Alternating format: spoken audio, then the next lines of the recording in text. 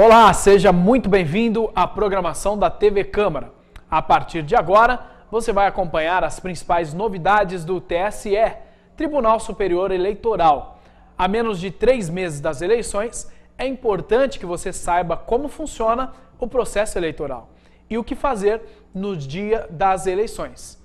Uma pesquisa realizada pelo Tribunal Superior Eleitoral revelou que a raça branca prevalece entre os candidatos que pediram registro para participar das eleições gerais de 2014. Essa é a primeira vez que os candidatos têm que declarar a raça no ato do pedido de registro. O Brasil é um país que abriga diversas raças, negros, pardos, brancos, amarelos. Mas você sabe qual é a sua? Eu sou negro. Morena, negra, sei lá. Eu me classifico como negro. Rapaz, até é branca. O Instituto Brasileiro de Geografia e Estatística não segue um padrão para definir a raça de uma pessoa. A definição é feita pelo cidadão por meio da autodeclaração. A pessoa deve avaliar a sua descendência. Os negros podem ser pardos ou pretos. Os amarelos têm raiz asiática. Os indígenas são os descendentes de índios. O último censo do IBGE, em 2010, mostrou que 50,7% da população é da raça negra. Temos aí sim um efeito positivo com relação à identidade das pessoas que se declararam, sentiram-se confortáveis para assumir a sua negritude. Mas essa realidade não é a mesma quando verificamos o perfil dos candidatos que estão na disputa das eleições gerais de 2014. Levantamento do Tribunal Superior Eleitoral revela que do total de 25.366 inscritos, 13.958 candidatos são brancos. Isso representa 55,03%.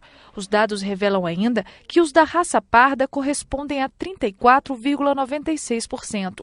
Os negros, 9,24%. Os da cor amarela, 0,46%.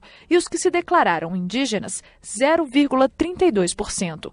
A indicação da raça foi feita pelos candidatos durante o registro da candidatura. Mas a composição que nós vamos ter depois das eleições, ela é muito reduzida, tendo em vista o Congresso Nacional, né? Nós temos ali dados que 10% da Câmara dos Deputados é composta por pretos e pardos. É um número muito pequeno. O que acontece no Brasil? Que esses 40% se perdem e que não são eleitos, né, nas eleições, né? E aí são várias as questões que estão em jogo, como inclusive os financiamentos das campanhas, o tempo em televisão, a capacidade de terem apoio e participação dentro dos partidos políticos. No site do Tribunal Superior Eleitoral está disponível o DivulgaCand, com informações dos candidatos que pediram registro para disputar as eleições de 2014. Lá, o eleitor pode encontrar informações detalhadas sobre a etnia dos candidatos de cada unidade da federação e também nas diversas regiões do país. Os candidatos brancos, por exemplo, são maioria no Centro-Oeste, Sudeste e Sul. Já os candidatos pardos são o maior grupo nas regiões Norte e Nordeste. Mas, independente da raça, o eleitor quer alguém que o represente e faça a diferença no poder. Independente de raça, de religião, eu acho que tem que fazer um bom mandato. É o que é importante, né? Não adianta colocar um branco lá se ele não vai lutar por todo mundo. Ou então colocar um negro que vai lutar só pelos negros. Tem que ser alguém que lute por todo mundo. Terminou no final de julho o curso de capacitação dos servidores que vão orientar os mesários das eleições 2014. Quase 400 chefes de cartórios de todo o Brasil foram ao TSE para participar de encontros teóricos e práticos e agora levam o que aprenderam para os seus estados. Chefes de cartório de vários estados brasileiros, todos com uma missão: captar informações para repassar para os mesários de cada região. É a primeira vez que o TSE promove um seminário presencial, com o objetivo de treinar os servidores para que todos estejam capacitados no dia da eleição. A ênfase aqui é o treinamento com identificação biométrica. Então aqui a gente convidou os representantes das zonas eleitorais para que viessem conhecer um pouco mais e operar a urna, trabalhar um pouco mais com a urna, além de outros aspectos que a gente considera importantes que os mesários conheçam. Posturas éticas que sejam adequadas ao trabalho do mesário. A gente entende que a acessibilidade é alguma coisa importante para a gente conversar com o mesário, como tornar a sessão um pouco mais acessível. Novidades que a gente tem, como a habilitação do áudio em todas as urnas do país.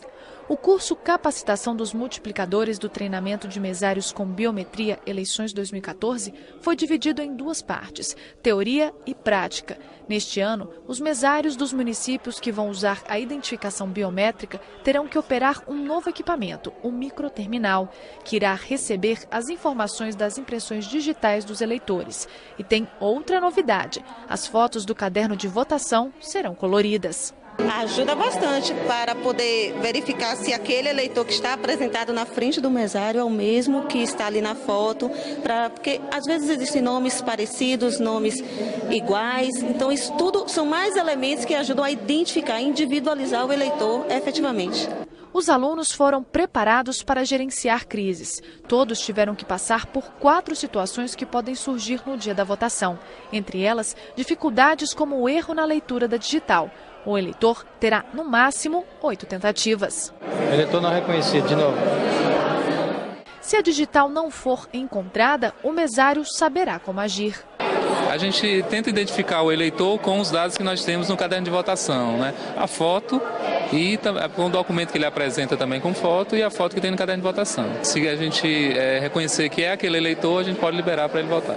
Os servidores aprovaram a iniciativa e vão voltar para casa com a missão de repassar o conhecimento. Nós somos multiplicadores. Cada regional chega agora à sua seção, à sua zona e vai, dentro da sua realidade, tentar passar. Especificamente o meu cartório, vou aproveitar todas as inovações, tudo que foi apresentado, material reciclado, e a gente vai tentar marcar já um próximo treinamento em que todos os mesários consigam, inclusive, fazer a prática que nós daqui estamos levando a experiência. Nas eleições deste ano, mais de 2 milhões de pessoas vão trabalhar como mesários e, com o curso, eles estarão preparados para receber os eleitores. O nosso foco é ensinar o procedimento tradicional, mas a gente alerta das possibilidades de erro. Então eles testam todas as possibilidades aqui, tudo que dá certo e tudo que pode dar errado.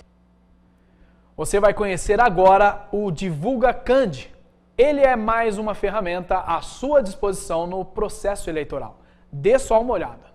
O Divulga Cand é um sistema do Tribunal Superior Eleitoral responsável pela divulgação dos pedidos de registro de candidaturas para todos os cargos em todo o Brasil para as eleições deste ano. Até o dia 28 de julho, 25.366 pedidos foram registrados no sistema. Os números podem variar a qualquer momento, com o envio de novas informações pelos tribunais regionais eleitorais. São 11 pedidos de registro de candidatos a presidente da República e mais 11 para vice. 171 para governador e 174 para vice, 182 a senador e 370 suplentes. Para deputado federal são 6.928 pedidos.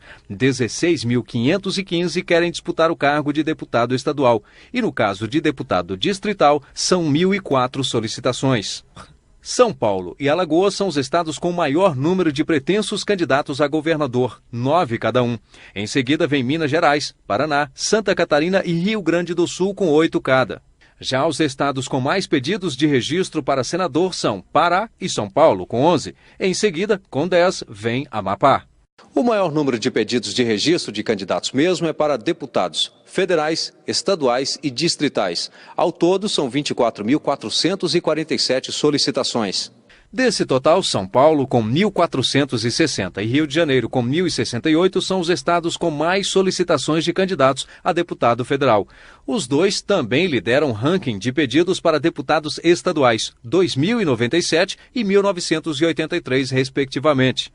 E só para lembrar, os números do Divulga Cand podem ser alterados. Esse balanço que você acabou de ver é de segunda-feira, dia 28. O endereço para consulta é www.tse.jus.br. E dá para acreditar que tem gente que a cada eleição troca de endereço? Mas é só no papel. Tudo para vender o voto a candidatos a cargos públicos. Claro, o eleitor só faz isso porque, do outro lado, existem pessoas que prometem mundos e fundos. Apesar de a prática ser considerada crime, a situação acontece tanto nas grandes cidades como no interior. Mas a Justiça Eleitoral está de olho e conta com a sua ajuda para denunciar esse tipo de candidato.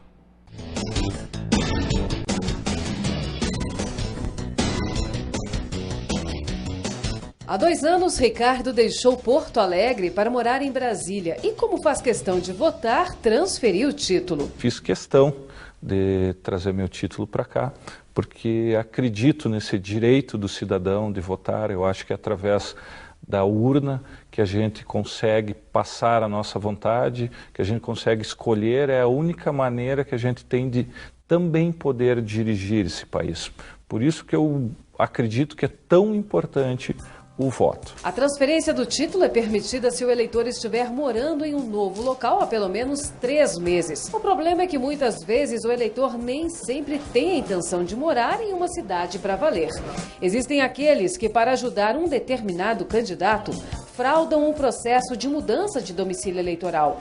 A irregularidade está no Código Eleitoral. O artigo é o 290. E, dependendo do caso, o infrator pode acabar na prisão. Infelizmente, esse aliciamento de eleitores para mudança do domicílio eleitoral, seja por meio de fraude ou por transporte de eleitores, ainda é comum nos dias de hoje, muito embora seja um crime. A punição para o próprio eleitor que frauda algum documento para transferir o seu título eleitoral, ela é variada, dependendo do que ele fraude, né? Mas é uma condenação que pode levar a uma pena restritiva de liberdade e que, a depender do volume da pena, se for menor que 2 anos, pode ser substituída por serviço comunitário, por cesta básica e por multa.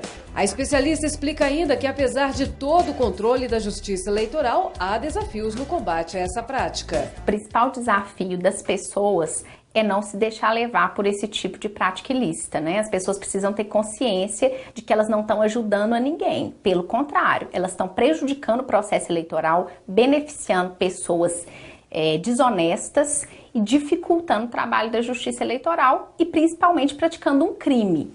A Justiça Eleitoral consegue identificar os ilícitos que partem de uma fraude documental, porque esse documento chega na Justiça Eleitoral, então ela vai saber facilmente que o documento é fraudado. Agora, o desafio maior é identificar esses aliciadores, as pessoas que chegam para o eleitor e pedem para que eles façam a troca do domicílio.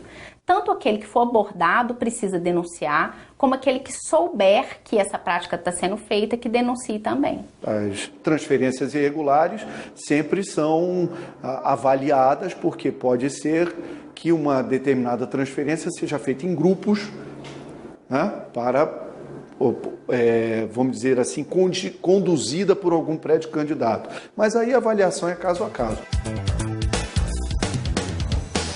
Pessoas físicas e jurídicas que fizerem doações para candidatos ou partidos poderão informar os valores repassados por meio de uma declaração voluntária via internet. A ferramenta estará disponível a partir deste mês e foi criada para facilitar o envio dos dados à Justiça Eleitoral.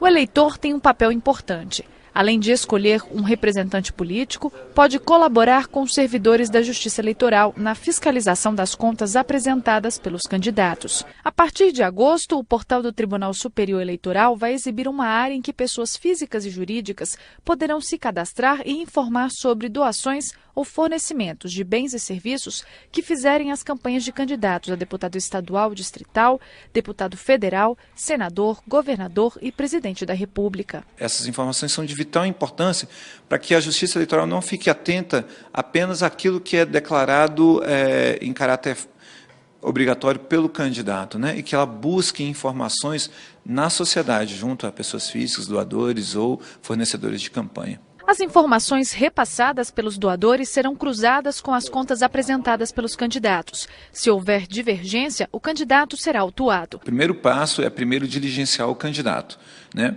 Informar a ele que nós temos uma informação voluntária de campanha, de que ele obteve uma doação de uma determinada pessoa física que não figurou na sua prestação de contas. Esse é o primeiro passo. Agora, a gente precisa também obter a prova material da outra ponta, né? Quem doou, ou seja, quem efetuou aquela informação voluntária, eu preciso obter dele uma cópia do recibo eleitoral ou mesmo um comprovante de depósito que ateste que aquela informação voluntária de fato é uma informação verdadeira. Ou seja, ao final, eu, Justiça Eleitoral, diligencio tanto o prestador de contas, o candidato, como aquele que efetuou a declaração voluntária. Lembrando que as pessoas físicas podem contribuir com até 10% dos rendimentos brutos do ano anterior ao da eleição.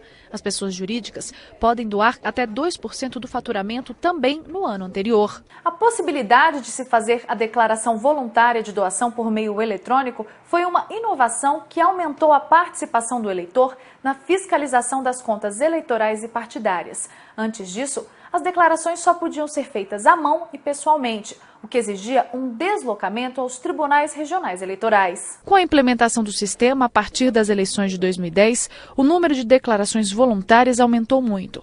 A expectativa é registrar nas eleições deste ano um novo recorde. O Tribunal Eleitoral de São Paulo resolveu reunir candidatos, gestores financeiros de campanhas, advogados e contadores para falar sobre gastos de campanhas, arrecadação e prestação de contas.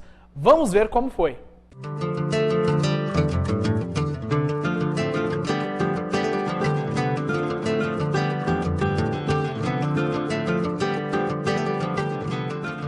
Orivaldo é contador há 32 anos. Ele é especialista em contas eleitorais, já trabalhou em várias campanhas e sabe que conhecer a legislação é fundamental para os candidatos. Sabe-se que uma prestação de contas não bem sucedida, elaborada, ele terá o prejuízo na reprovação do processo. Ele ainda alerta para a importância de escolher um bom profissional na hora de montar a equipe que vai participar de uma campanha política. Uma receita mal recebida, mal identificada, ele não poderá utilizar. Então, acredita-se que com a obrigatoriedade, a presença do contabilista, ela se torna muito mais clara e transparente, deixando o candidato com maior confiança naquilo que ele está apresentando para a Justiça Eleitoral. Para tirar as dúvidas dos candidatos, principalmente dos contadores, que são responsáveis por manter os gastos dentro da lei, o TRE de São Paulo promoveu a palestra Arrecadação, Gastos e Prestação de Contas. A palestra é para orientar as campanhas dentro da lei e evitar erros e irregularidades. Todos os anos a Justiça Eleitoral tem essa preocupação de transmitir o maior número de informações sobre esse processo tão importante que é o de arrecadação e gastos na campanha, né? Então o fito realmente é divulgar as normas, evitando que o candidato cometa erros, às vezes básicos, né, erros elementares, né, ou burle a norma por desconhecimento dela. Em 2 dias de encontro, mais de 600 pessoas, entre contadores e profissionais do setor financeiro, trocaram informações e tiraram dúvidas sobre a legislação. A finalidade desse evento é divulgar para os candidatos, administradores financeiros e todas as pessoas que trabalham nessa área as regras que regulamentam essa matéria, que muitas vezes são complexas, são difíceis de entender e a cada eleição a gente tem novidades que impactam na arrecadação e na aplicação de recursos. Então a finalidade é divulgar de forma ampla para propiciar maior transparência para os candidatos e também favorecer no momento que eles prestam as contas da Justiça Eleitoral.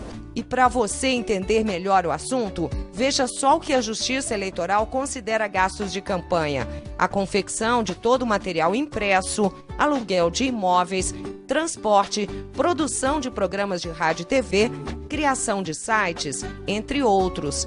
Toda documentação fiscal relacionada aos gastos eleitorais deve ser emitida em nome dos candidatos, partidos políticos ou comitês financeiros, inclusive com a identificação do número de inscrição no CNPJ.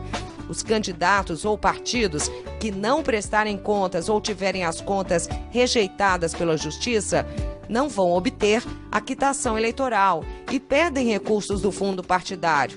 Além disso, podem responder processo por abuso de poder econômico. Uma novidade que a gente tem para a eleição desse ano é que o doador, o próprio candidato, só pode aplicar até 50% do patrimônio dele na campanha. Antes, esse valor era quase que ilimitado e a origem desse recurso nem sempre era demonstrado para a Justiça Eleitoral. Hoje a Justiça Eleitoral tem instrumentos para poder apurar se esse valor tem lastro, se esse valor é idôneo, ele tem como comprovar essa arrecadação.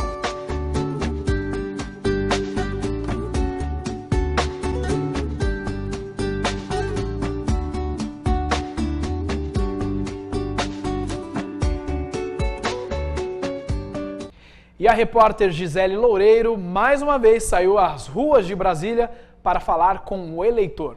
Agora ela foi saber do povo o que é cargo eletivo. Vamos ver?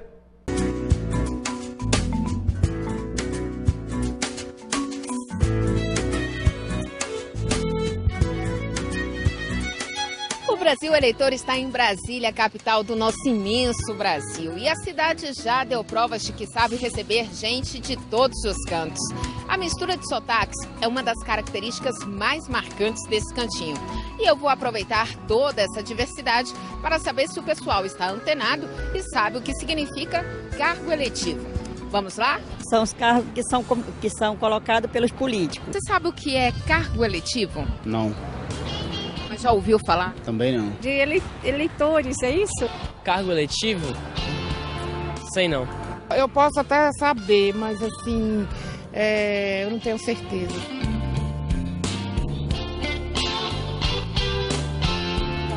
Eu estou com o Raoni, ele é produtor de multimídia e a gente vai descobrir se ele sabe o que significa cargo eletivo. Mas antes, vamos saber como é que estão as expectativas dele para as eleições do dia 5 de outubro. Então, Raoni, você já escolheu o critério que você vai usar para escolher os novos representantes? Sim, né? Eu pensei basicamente na melhor proposta do candidato, o que ele tem de oferecer a melhor para toda a população. E eu vou basear exatamente nisso, né? Não relacionado a partido, nada disso. É o que representa a melhor proposta para a sociedade. Bacana, voto consciente é importante. Agora, voltando à nossa enquete, vamos descobrir se ele sabe o que é cargo eletivo.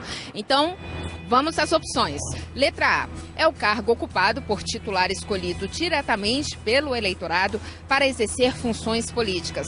É o cargo ocupado por titular escolhido direto ou indiretamente pelo eleitorado para exercer funções das corporações político-constitucionais.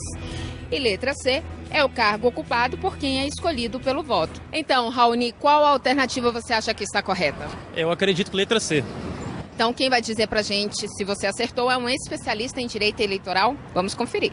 Cargo eletivo é aquele que é ocupado por pessoas que se candidataram a uma função, submetendo-se a um processo eleitoral, para o exercício de uma função por um período determinado, que é chamado de mandato.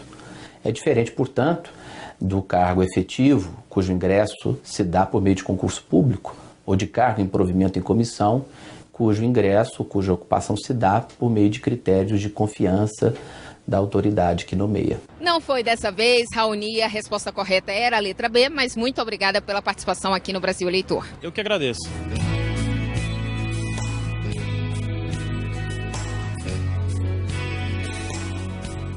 Quando abrimos as gavetas dos nossos armários, encontramos muitas histórias, fatos que às vezes nem nós lembrávamos. Você já parou para pensar quanta história tem nos arquivos de um tribunal? A repórter Gisele se aventurou nesse assunto também. Vamos conferir.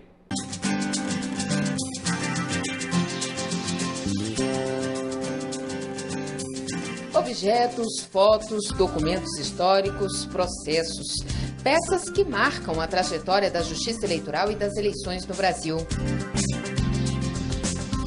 Mas em meio a tantas raridades, o que deve ser levado em conta na hora de preservar a história? A gente costuma dizer que a gente preserva para o futuro, mas na realidade a gente preserva de acordo com os nossos parâmetros atuais.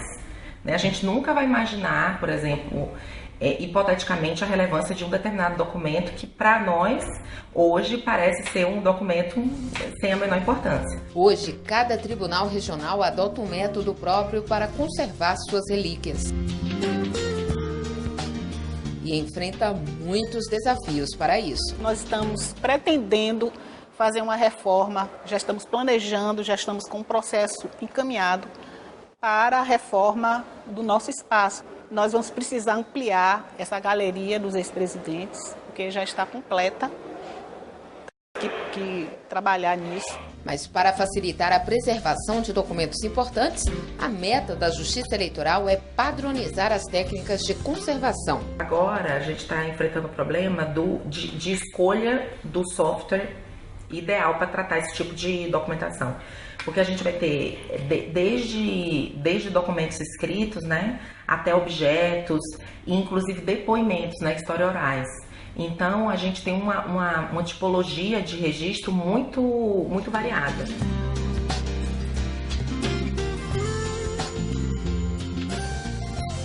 E esta edição do TV Câmara nas eleições fica por aqui. Não perca a nossa programação. Transparência e o cumprimento da democracia é a razão do nosso trabalho. Tchau!